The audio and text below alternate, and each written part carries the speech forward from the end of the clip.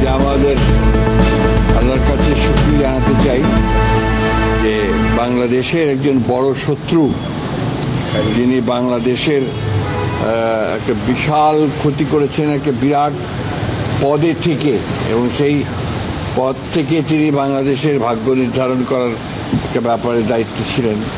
সেখানে তুমি সেই জায়গায় প্রতারণার আশ্রয় নিয়েছেন, জনগণের সঙ্গে প্রতারণা করেছেন, রাষ্ট্রের সঙ্গে প্রতারণা করেছেন। সাবেক বিচারপতি খায়রুল হক সাহেব, তিনি এই তত্ত্বাবধায়ক সরকারের ব্যাপারে যে রায় দিয়েছিলেন, শর্ট যে রায় দিয়েছিলেন সেটা, এবং তার পরবর্তীকালে সেটার যে আপনার পূর্ণাঙ্গ যে রায় মধ্যে আকাশ আর পাতাল তফাৎ ছিল, এবং সেই যে রায়টা তিনি শর্ট দিয়েছিলেন সেটাও আমরা মনে করি যে এই রাষ্ট্রের বিরুদ্ধে গেছে।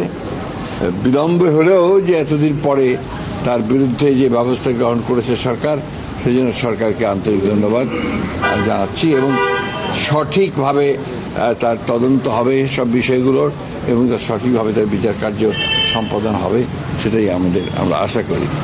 দ্বিতীয়ত আরেকটি বিষয় আছে যেটা খুবই গুরুত্বপূর্ণ আমরা মনে করি। আমরা পত্রিকান্তরে আপনাদের মিডিয়ার মাধ্যমে জানতে পারছি যে আপনার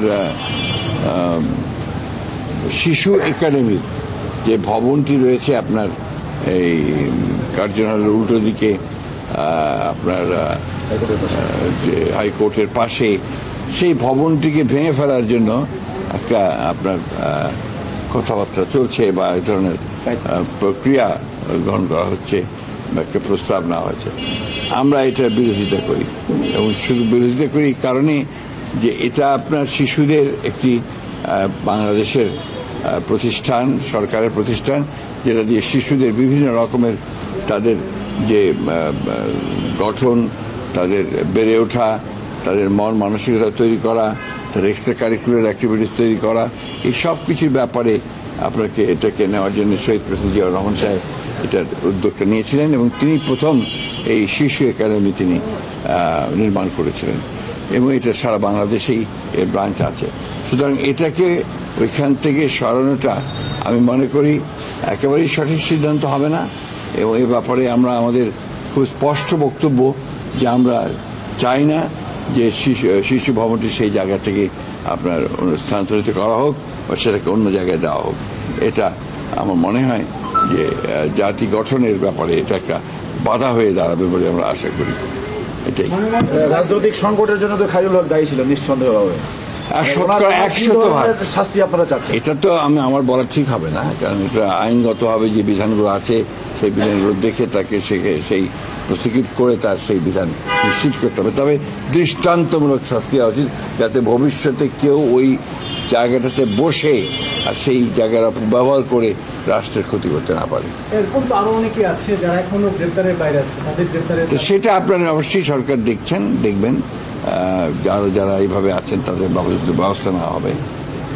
রাজনৈতিক সংকটের না, ওনার রায়ের পরেই আমার যেটা হয়েছে সেটা হচ্ছে যে আপনার আমাদের তত্ত্বাবধায়ক সরকার বিধানটা বাতিলকে পার্মানেন্ট করা হয়েছে, এবং যেটা বাংলাদেশের পরবর্তীকালের যত রকমের আপনার রাজনৈতিক সংকট তৈরি হওয়ার, সেই সংকটগুলো তৈরি হয়েছে এবং জাতি ক্ষতিগ্রস্ত হয়েছে।